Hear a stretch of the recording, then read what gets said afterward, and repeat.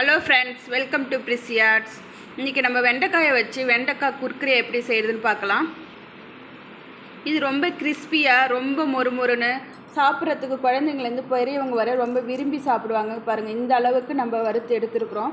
வெண்டைக்காய் பிடிக்காதவங்க கூட இந்த மாதிரி செஞ்சு கொடுக்கும்போது ரொம்ப விரும்பி சாப்பிடுவாங்க. இது உடம்புக்கும் ரொம்ப நல்லது. வாங்க எப்படி செய்கிறதுன்னு பார்க்கலாம். நம்ம வெண்டைக்காய் சில்லி செய்கிறதுக்கு வெண்டைக்காய் எல்லாத்தையும் நல்லா கழுவி மேலே ஈரப்போக துணியை வச்சு நம்ம தொடச்சி எடுத்துருவோம். இந்த வெண்டைக்காயை நம்ம இப்படி சைடாக கட் பண்ணிக்கலாம். இப்படி கிராஸாக இப்படி சைடாக வர மாதிரி நம்ம கட் பண்ணி வச்சுப்போம் எல்லா வெண்டைக்காயும்.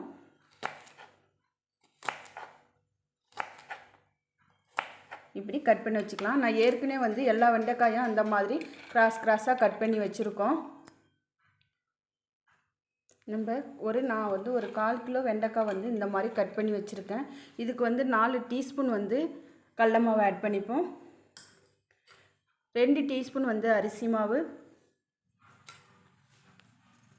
1 டீஸ்பூன் மிளகாத்தூள், 1/4 டீஸ்பூன் மஞ்சத்தூள், 1/2 டீஸ்பூன் மிளகுத்தூள், 1/2 டீஸ்பூன் ஜீரகத்தூள், ஒரு 1/2 டீஸ்பூன் கரம் மசாலா பொடி. இதில் நம்ம 1/2 டீஸ்பூன் ஓமம் சேர்த்துக்கலாம். நல்ல ஓமத்தை கையால் இப்படி நுணுக்கிட்டு இது கூட ஆட் பண்ணிக்கிங்க. ஓமம் சேர்க்கும்போது ரொம்ப டேஸ்ட்டாக, வாசனையும் ரொம்ப நல்லாயிருக்கும். இதில் அரை லெமன் புழிஞ்சு விட்டுக்கலாம். 1/2 மூடி லெமன் புழிஞ்சிக்கலாம்.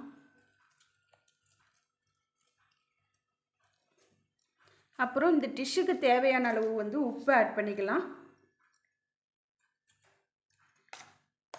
உப்பை ஆட் பண்ணி எல்லா இடத்துலையும் படுற அளவுக்கு நம்ம பிசைஞ்சிக்கலாம்.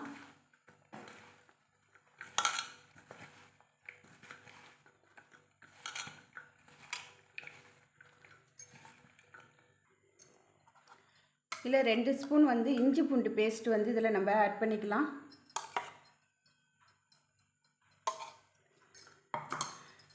எல்லாத்தையும் சேர்த்து நல்லா பிசைஞ்சிப்போம்.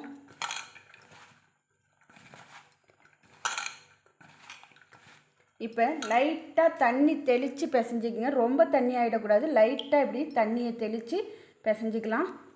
எல்லா இடத்துலையும் கோட் ஆகிறதுக்காக லைட்டாக தண்ணி தெளிச்சிங்க, நிறையா ஊற்றிட வேணாம்.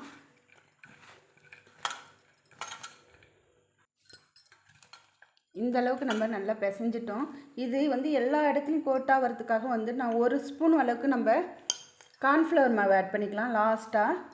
அடுத்து எல்லா இடத்துலையும் பிடிக்கிற அளவுக்கு பிசைஞ்சிக்கலாம். ஏன்னா இந்த மசாலா இந்த வெண்டைக்காயை விட்டு உதிராமல் இருக்கிறதுக்கு இது நல்லா கோட்டிங்காக இருக்கும் கார்ன்ஃப்ளவர் மாவு. அதனால் அதை லாஸ்ட்டில் சேர்த்துப்போம்.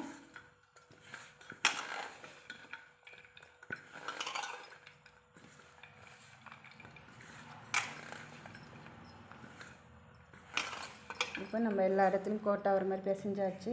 இப்போ எண்ணெயில் போட்டு எடுக்கலாம் வாங்க. இப்போ நம்ம அடுப்பு ஆன் பண்ணி ஒரு பேன் வச்சுருக்கோம். அதில் எண்ணெய் விட்டுருக்கோம். எண்ணெய் காஞ்சதுக்கப்புறம் நம்ம பெசரி வச்சுருக்கிற வெண்டைக்காயை ஒன்று ஒன்றா இதில் போட்டு பொரித்து எடுத்துக்கலாம். மீடியம் ஃப்ளேமில் வச்சுக்கோங்க தீயை. ரொம்ப ஸ்லோ.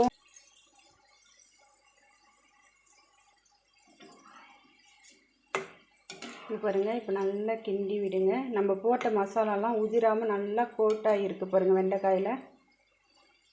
இன்னும் கொஞ்சம் நேரம் இருக்கட்டும். கொஞ்சம் மொறுமொறுன்னு கிறிஸ்பியாக வர அளவுக்கு நம்ம இது எண்ணெயில் பொரித்து எடுத்துக்கலாம்.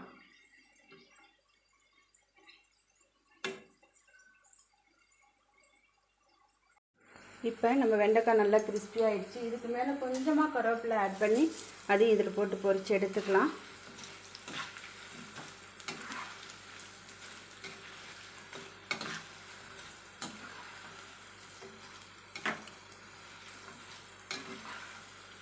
அவ்வளோதான், நம்ம பகோடா ரெடி ஆகிடுச்சு. எடுத்துக்கலாம். இது வெண்டைக்காய் பகோடா, வெண்டைக்காய் சில்லி, இல்லை வெண்டைக்காய் சிப்ஸு, எப்படி வேணாலும் நம்ம இதுக்கு சொல்லிக்கலாம். கிறிஸ்பியாக நல்லா டேஸ்ட்டாக ரெடி பண்ணியாச்சு. இந்த மாதிரி செஞ்சு கொடுக்கும்போது பிள்ளைங்க விரும்பி சாப்பிடுவாங்க.